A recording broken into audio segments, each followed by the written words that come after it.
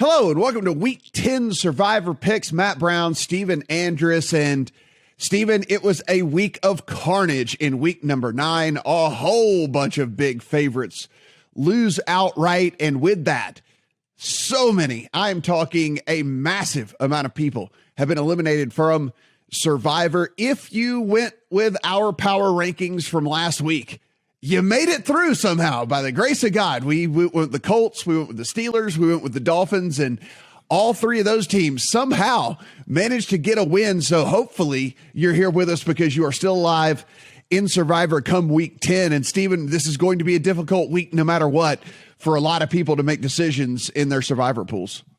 Yeah, if you made it to this week, congratulations. As you see me here now, I'm dead, not alive, pulse is 0, flatlined, in the ground, 6 feet under. Went with the Buffalo Bills. Didn't take our own advice, Matt, because I forgot to lock in the Thursday night pick with the Colts.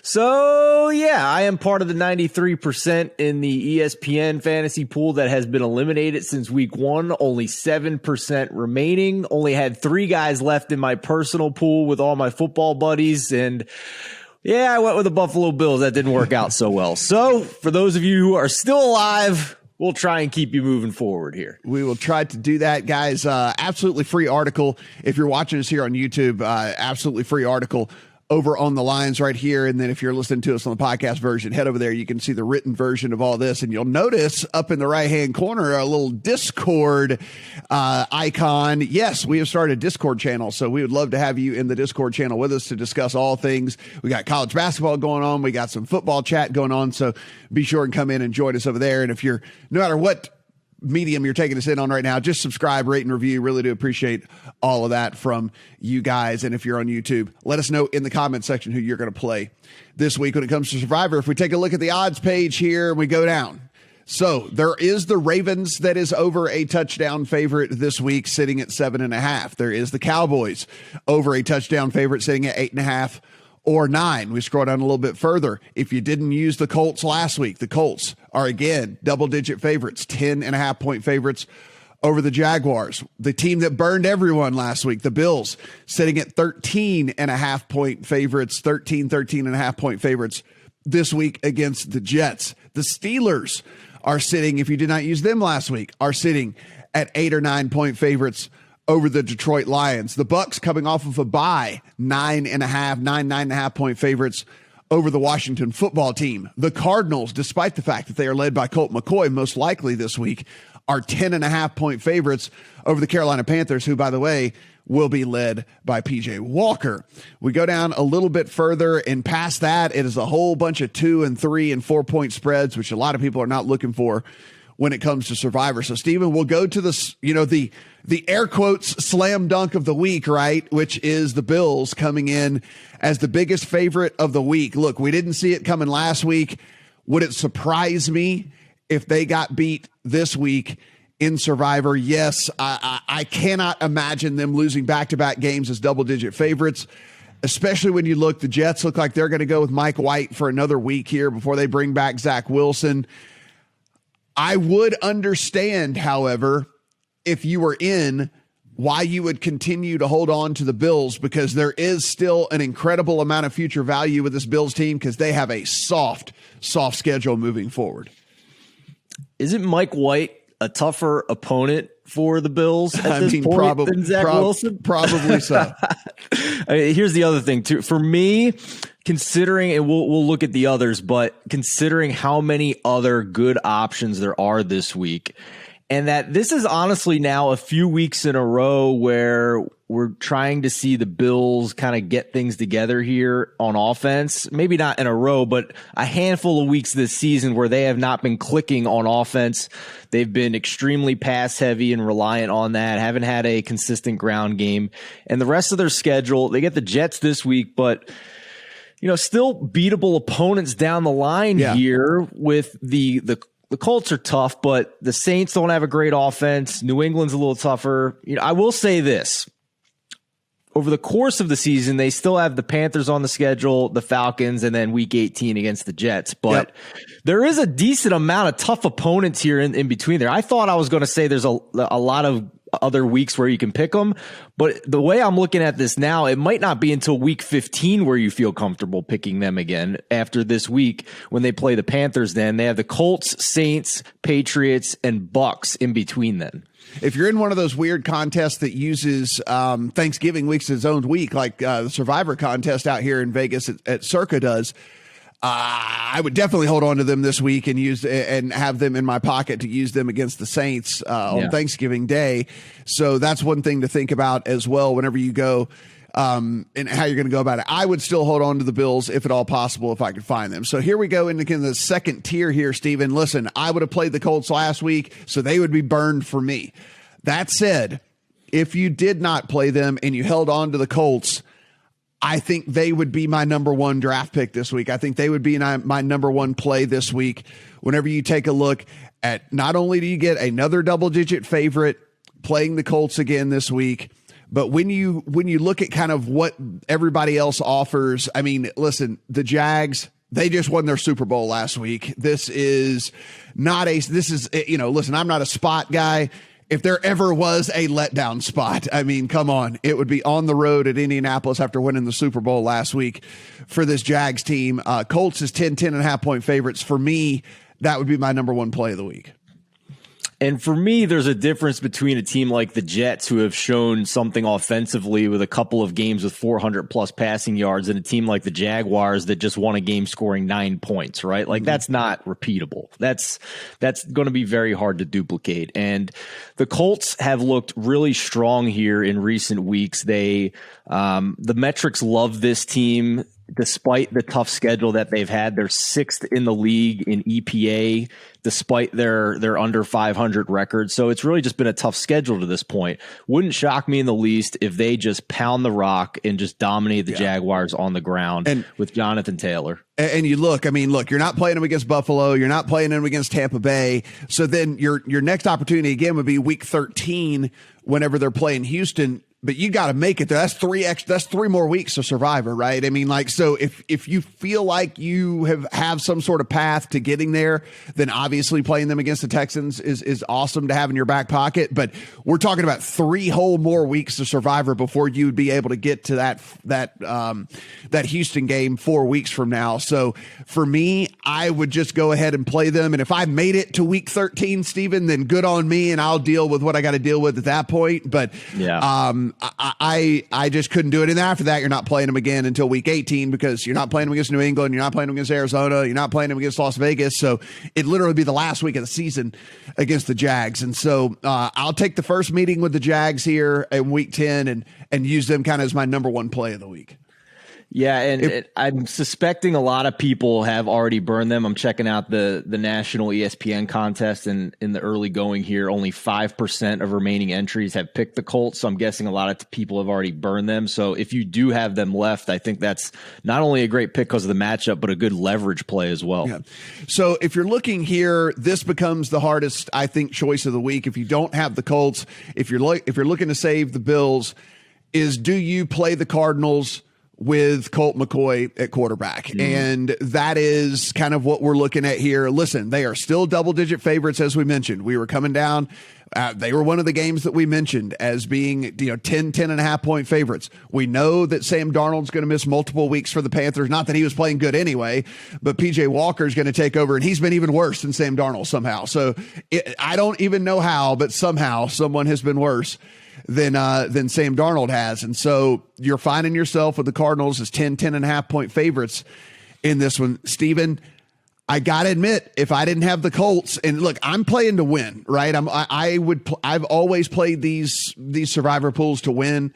And so I would pull the trigger on the Cardinals, even with Colt McCoy at quarterback. And I know that sounds really weird, but you also have to consider what you got coming up again with them, right? So you're not playing them at Seattle next week. Then there's a bye week in week 12. They're not even an option for you in week 12. So again, we're talking about not even an option to use them again until week 13 again. So I would go ahead and pull the trigger on them. And I understand that if you're one that likes to play a little bit closer to the vest, playing a backup quarterback, I can understand isn't the greatest thing in the world. But This team is so far superior to Carolina, especially so far superior to Carolina with PJ Walker at quarterback, that if I didn't have the Colts, I think I'd go ahead and play the Cardinals this week.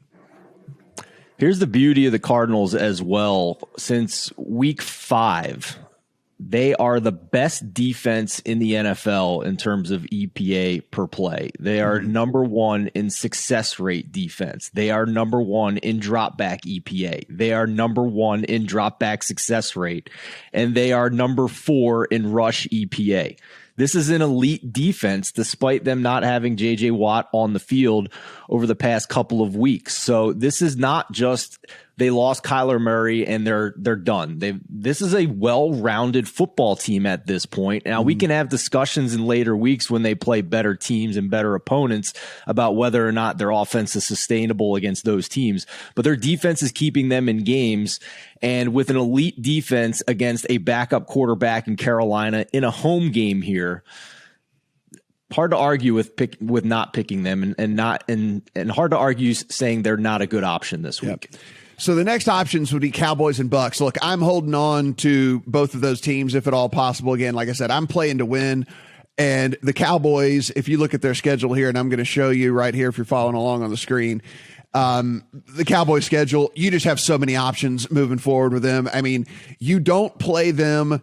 If you don't play them this week against the Falcons, look, you got Washington, New York, Washington, and then it closes out with Philadelphia. Like you would have 4 different weeks out of the last 5 weeks of the season that you would have a real legitimate option to play the Cowboys. And so that seems to be the ace in the hole team to be able to keep in your back pocket. Also, again, if you're playing one of those weird leagues that like the Circa one that has the Thanksgiving and Christmas weeks as their own, then you certainly want to hold on the Cowboys because again, they play on Thanksgiving Day. Give yourself an option there. But for me, I'm holding on to the Cowboys, Steven, because I get Washington, the Giants, and Washington in 14, 15, 16. I would literally have them as an option for 3 straight weeks. Can't argue with you, man. I mean, they're going to be at least, I would say, 7.5 point favorites against those division opponents when they get to that point. So can't argue with you there for sure. It's we're getting closer here on this list to what my top pick would be this week, but it's also the top pick among those remaining in the ESPN pool, which has tens of thousands of people left. And it's the Pittsburgh Steelers against the Detroit Lions. As we record this right now, of those that have locked in their pick so far, 41% have picked the Pittsburgh Steelers this week. Mm-hmm. I mean, that's going to be the most popular pick this week by far. And that's because, like you said, most of the people don't have the Colts left. So you're moving down the line. I'm sure a lot of people are too scared to play a backup quarterback in Colt McCoy, so they're not going to play the Cardinals. The Cowboys and the Bucs hold too much future value. So yeah, the next obvious play there would be the Steelers. And honestly, so that was my number 3 in my top 3 this week. Like I did last week, I gave a power ranking of top 3. If I had the Colts left, which doesn't seem like very many of you do, it'd be the Colts. I would go ahead and pull the trigger on the Cardinals. They played a very tough division. There's you're getting Carolina. Basically, its worst version of itself. But if not, Steelers would be it. But I would have already used the Steelers last week. So, that would have been another thing for me. They wouldn't be available to me either. But yes, the Steelers against Detroit, I'm with you. Listen, this Steelers team is bad. Their offense is bad, but at least they have a good defense. The Detroit team is bad, but they don't have a good element to the team at all. So if we're going to have 2 bad teams play each other, at least one of the bad teams has a good unit as to where the other team is bad on both sides of the ball. So I'm with you. Like the Steelers offense is just going to have to do just enough to win the game, but the defense should make it to where it's very, very tough for the Lions to put very many points on the board. Yeah, I will say that I don't like the spot. I mean, the Steelers coming off a Monday night game on a short week, and the Lions are coming off a bye week. But the difference in talent between the Lions and a typical NFL team is just a massive gulf. Like the Eagles are not a good football team, right? Like we all can pretty much agree on that. But kind of like the Steelers, they have some decent players at certain spots. They beat them 44-6, man. Like the Lions just don't have the horses at this point in the season. So maybe they put up a fight here like they have in other spots where they've been big favorites. But I mean, it's hard to see the Steelers losing this game. I don't know when the Lions are going to win a game or if they will. They're going to win one at some point, but so maybe this is the spot if they do because of the rest advantage. But it's just hard to see how they're and where. If I lose my survivor this week because the Lions beat the Steelers, then I tip my cap and say, well, at least I trusted the process. I'm with you. And to kind of close things out here, I do want to mention the Ravens. If you don't have any of these teams available, if you look at the screen right now, this might be your last chance to play the Ravens where you have any sort of level of confidence whatsoever with this team. And so with that, they would be the option for me. So you get them against the Dolphins this week, but look at the remaining schedule here. And at the Bears, are you super confident at the Bears? Probably not. And then it goes Cleveland, Pittsburgh, Cleveland, Green Bay, Cincinnati, the Rams, and Pittsburgh. Like, you are not playing the Ravens in any one of those games with any sort of level of confidence whatsoever. And so with what the Bears showed this past week with Justin Fields kind of taking a step forward, I don't think I'm jumping up and down to play the Ravens on the road at the Bears. And so this would kind of be the week. It would be the last week here with the Ravens is with the Dolphins. So if you don't have some of these other teams available, or if you're just in a league where you're like, you know what, I'm going for broke, or I have multiple entries left still, so I want to play riskier a little bit on some of these other ones, like I could not fault you one bit for playing the Ravens this week, and it would be more of a getting the Ravens out of the way type play, Steven, because again, at the Bears in week 11 would be the only other time that you would even consider them, because after that, like I mentioned, Cleveland, Pittsburgh, Cleveland, Green Bay, Cincinnati, the Rams, and Pittsburgh, you're not playing them any one of those weeks. And they've been winning some games here kind of in massive comeback modes, right? Like it started with the Colts in week 5. Obviously they dominated the Chargers, but then they get crushed by the Bengals coming out of the bye week. They get down 14-0 to the Vikings and need overtime to win that game. So their defense has been an issue. So this is a team that would not shock me if they have an upset loss in the coming weeks here. But I agree with you that it's not going to happen against Miami and likely Jacoby Brissett. I think, our colleague Brad Allen has talked a lot this year about Jacoby Brissett holding the ball too long, and that is a bad combination against a team that blitzes and sends extra rushers like the Baltimore Ravens. So it seems we're not alone here. I think they're the second most popular choice in the other national contest here at 15% picked. So this would be my top pick this week, considering what you said, the rest of the schedule, and also the volatility that they've shown here in some of these recent weeks. So, guys, kind of our thing here, we're holding on to the Bills. We're not playing the Bills this week, so we kind of move into that second tier. If you had the Colts, it doesn't seem like very many of you do, so I'm kind of going to move them out now then of my kind of pecking order here, because it doesn't seem like very many people have the Colts. But if you do, use them. But if you do, really do like this this spot for them, especially if you're in a smaller pool where you're just really trying to advance because you're only trying to beat a handful of people left, then definitely like the Colts this week. I would be okay with playing the Cardinals. I understand that is not for everybody's cup of tea, playing a backup quarterback. I get that if that's not your deal. I'm holding on to the Cowboys. I'm holding on to the Bucs. And I'm with you, Steven. It comes down to these bottom two right here with the Steelers and the Ravens. The Steelers against the Detroit. Like you said, if you lose, if it's the first win of the year for the Lions and that's how you get eliminated, then so be it. And then if you're in it to win it, like I said, this is probably the last week you're going to be able to use the Ravens with any sort of level of confidence at all. And that would be a kind of get them out of the way type play this week, was getting the Ravens into your lineup. So that's kind of how we're going about it this week, fellas. And Steven, let's give everybody a bonus here. What's a bet that's in your account early this week if we want to go ahead and just put a straight wager in? Because I do have one that's already in my account as well. Yeah, sure. I liked it better before Nick Chubb hit the COVID list, but I do like the Cleveland Browns here this week. I think that the market has been slow to adjust to this team getting healthy, and we're getting about 4 or 5 points from what the preseason lines were on this team when they were healthy, and even the week 1, week 2 situation when they were playing really well. So I don't put a lot of value in running backs, even if it is Nick Chubb, and we saw D'Ernest Johnson perform quite admirably in relief of him. I put more onus on the offensive line. So I like the Browns getting a few points here as underdogs to the New England Patriots.